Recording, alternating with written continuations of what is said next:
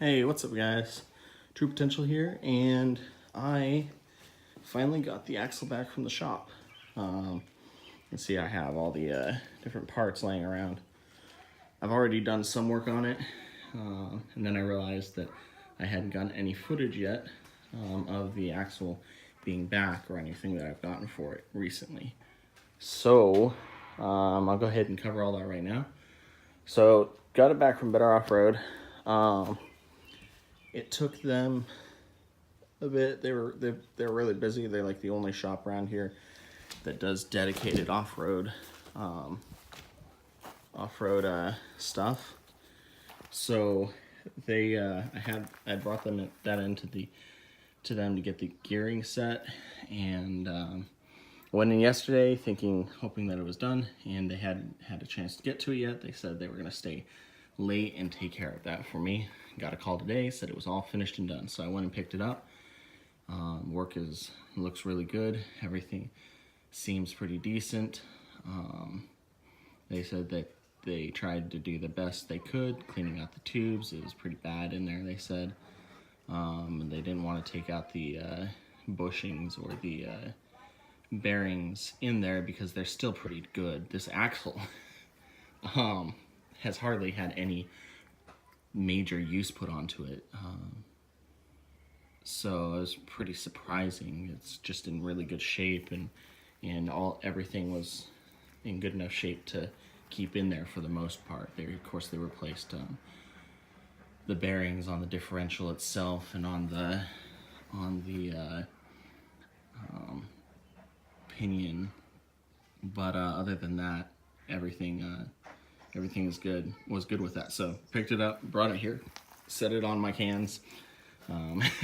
Best stands for an axle ever. You can see I got some brake lines sitting there. I thought I was going to need both of them. I thought they were going to need to be long because for some reason in my head the axle was a lot longer than it actually is. Turns out they don't need to be. They're not anywhere near as long as they thought they were going to need to be. So I'm probably only going to need to use one of those brake lines. The other one I'm going to use, I'll kind of show what I'm trying to do with that. Under here, I don't know if you can see, yeah, it's not that bad. So you'll see here, get under here, you got the brake line right there, coming in, the steel brake line, and it goes up there. I want to take that, and I want to run the brake line across up here to the center, and then run the steel cable down to the top of the differential. And in doing that, I will hopefully be able to eliminate any possibility of the steel cable getting pulled out during a major flexing or anything like that. So I have a T. Both brake lines are going to come in. Oh, let me get out from over here. Both brake lines are going to come off of their sides where they're going to mount over here, and they're going to come across, and they're going to come up to right about here, and this is where the T is going to be. So the same thing, brake line's going to run across over here, and then it's going to come up into the T, and then the steel cable is going to come up to the L mount or whatever it is that's going to be up here, and it's going to cut across.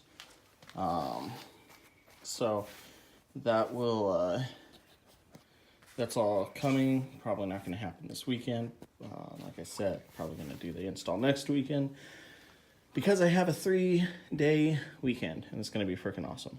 So it's going to be all the time in the world I need to get this thing set up. So I got the housings for the parking brakes installed. I got the old, there it is over there. I got the old parking brake removed, and I'm going to use the parking brake from the Jeep and modify it to loop around the current brake actuators for the parking brake right here. The cable's going to loop around this, and then it'll get fastened right here with a U-bolt, and so that'll just hold and fasten it in place.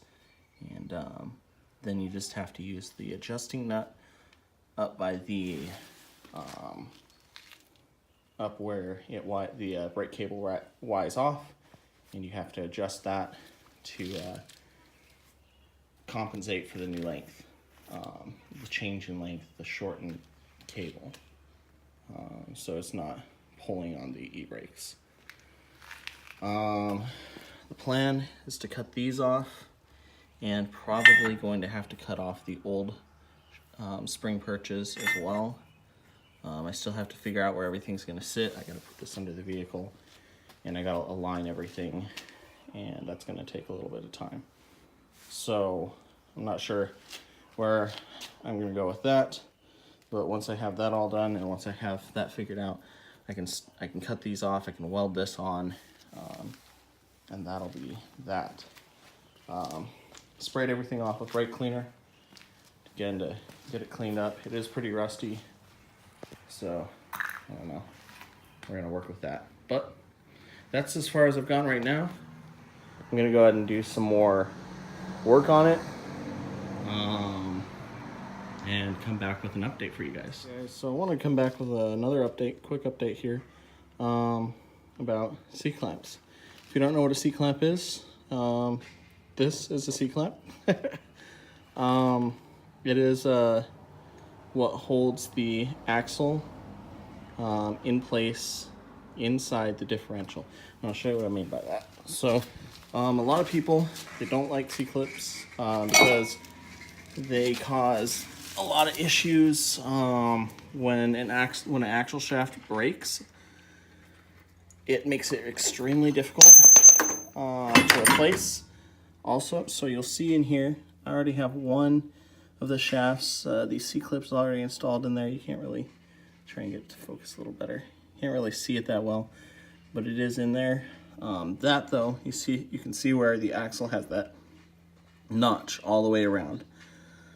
That is a structural weak point in the axle, and especially in an area where there's a lot of torque and a lot of pressure being exerted on the axle shafts right at the differential. And so these axle shafts are pretty beefy, and I haven't heard too many issues about the shafts breaking at the C-clips on the 8.8, but it can happen. And what a lot of people do, if they have an axle that specifically comes with C-clamps, they'll install a C-clip, excuse me, they'll install a C-clip eliminator. And the C-clip eliminator will make it so that you no longer have to worry about C-clips. Imagine that. So, just to show you how this works, this little S here, that's part of the limited slip differential. Oh, sorry, trying to hold this axle at the same time. So that's part of the limited slip differential. It also helps to hold the C-clips in place once the shafts are pulled into the proper position. That pin down there is what keeps the shafts from being pushed in towards the center. Kind of keeps them tensioned. Sorry for the out of focus BS there. So, give me a second. So, what you do is you got the notch there, that notch, and now my hands, it's only my hand you're seeing there, but you're gonna put that notch right in there. You're gonna push that C-clip in, and then after the C-clip has been pushed in, you're gonna take the shaft, end of the shaft here, you watch, and there, it's pulled over, and that's that. Now, for the last bit, I'm gonna clean this off a little bit. It's got a lot of gunk on it. Clean off this pin. There's a hole, you can see there, on the differential, so I'm gonna reach under here. I'm just gonna spin the pinion to get this angled up. Now, what you're gonna do with this, I'm gonna take this, I'm gonna just slide it into that hole, and there is a pin/bolt here that slides into that.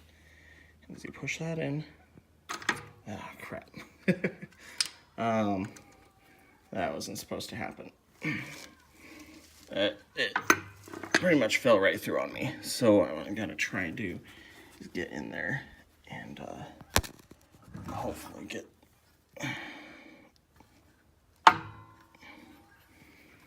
in there so I can push this back up. Damn it.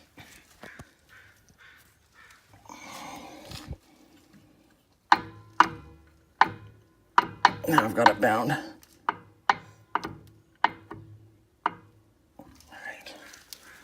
See if maybe that'll help. I think I'm gonna have to tip the axle back. There. Okay. And then I should be able to just reach back there. Yep, there we go.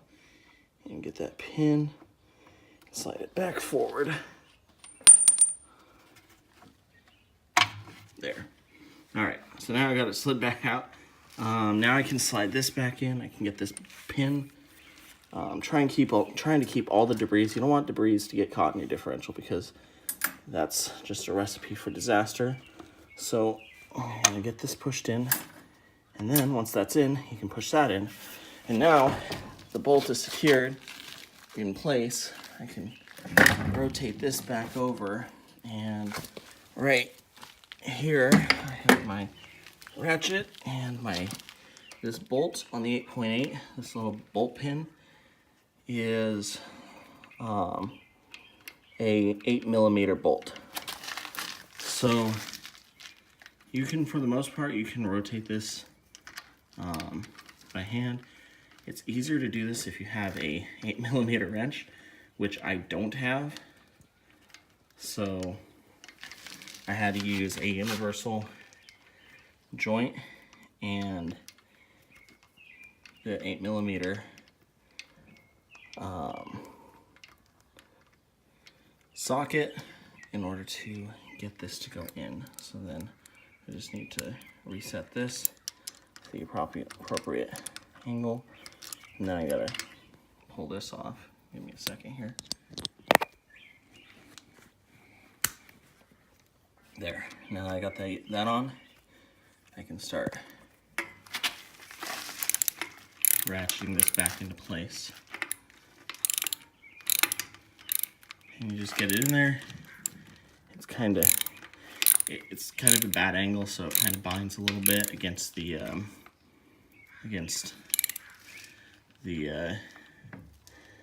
holder there. I forget what these are called, but it's what holds the differential into the pumpkin. And you're just gonna snug it. You don't have to do it too tight, but you want to get it nice and snug. I'm sure there's probably a torque value for this, but nice and snug so that it doesn't come wiggling out while the differential's swinging around. And that's that. So that's the axle shafts that are in there now. Nice and secure. They're not going anywhere. And then I can just flip this back. I gotta get my ratchet out of the way. And just flip this back over. And that is that. The next thing that's gotta go on is the rotors. So I gotta clean off some of the spider webs from the end of the shafts there. And I'm gonna put those rotors in. Eventually, like I said, I will be putting a C-clip eliminator on this axle. That'll just help majorly with trail repairs, and it'll also help. This axle is somewhat narrower by like a few fractions of an inch. I can't remember the exact measurement, but it is narrower than that axle. So the tires are going to sit in a little close, but if you have tires that are somewhat out, the back spacing, if the back spacing is outbound or outboard, it's not really going to be a big problem. With mine, I shouldn't have too much of an issue, but it is going to be pretty close to the frame and body of the Jeep. So, but this help bring it out back to a closer stock length, as well as just making the axle that much more reliable. So it's gonna have, and then when I do that, I'm gonna do aftermarket shafts as well. They won't have the C-clamp location on them. So yeah, well, anyhow, so that's pretty much that. And I will be back with the next update in a bit, after I get these installed and after I get the brake calipers and the brake lines, or the main brake lines going to the calipers installed. Then I'll start working on getting the actual brake lines bent and worked out. So I will see you guys here back in a moment. Hey guys, I'm back. This will probably be the last update for tonight. So I'll be ending the video here, and I'll do another video detailing the brake lines and the process involved with that and setting the pinion angle and whatnot. So I got everything installed. I got the rotors are installed now, the calipers and brake pads, and the old right side brake line and the brand new right side brake line are both installed, and everything is going pretty smoothly up to this point. There's going to be a little bit of stuff I have to figure out. This is going to mount. I'm probably going to cut these tabs here off of the original mounts, and I'm going to weld those to the bottom edge of these, because if you look at this here, that screwed on right there, and the same kind of idea is going to work for this side. You may be wondering why I have a right side brake line for the left side, and it's because it allows me to route my own custom brake lines for this without having to use the old brake lines. I had to cut it. It wasn't coming off. It was old. It was cracked. It wasn't any good. So, and the instructional that I was looking at, they used a right side brake line on the left side as well, and then they just ran a tee off. They ran their tee off over here. I'm running my tee off up the center of the pumpkin, and that's because there's less up travel and down travel on the center of the pumpkin as opposed to the sides. So when I'm flexing my Jeep, and I can really flex my Jeep, when I'm flexing, I don't have to worry about getting a longer steel cable. I can just use the current steel cable I have and just run it off the center, and it'll be a little higher, so I'll actually have more room to play with on that than I would if it was mounted on the side. So yeah, but anyhow, everything installed pretty quickly. Absolutely no hiccups on that end. These shields here for the rotors, they were pretty bent out of shape, and I just took a hammer to them and bent them back into shape. Hammers fix everything. They were bent out of shape on the bottom because the donor vehicle that I got this axle from was sitting on the axles, so these were all bent to hell, but they look good now. They're pretty much straight, more or less, and they're not going to get in the way of the rotors or the wheels. Same thing was with this side, and it's all bent back and looks really good. So overall, really happy with how everything's come together with this thing. If you guys are interested in continuing to see this build process and whatnot, then please go ahead and subscribe. If you like the video, please leave a like, and if you would like others to see my videos, go ahead and share them with everyone you know. With that, I will see you guys next time. Later.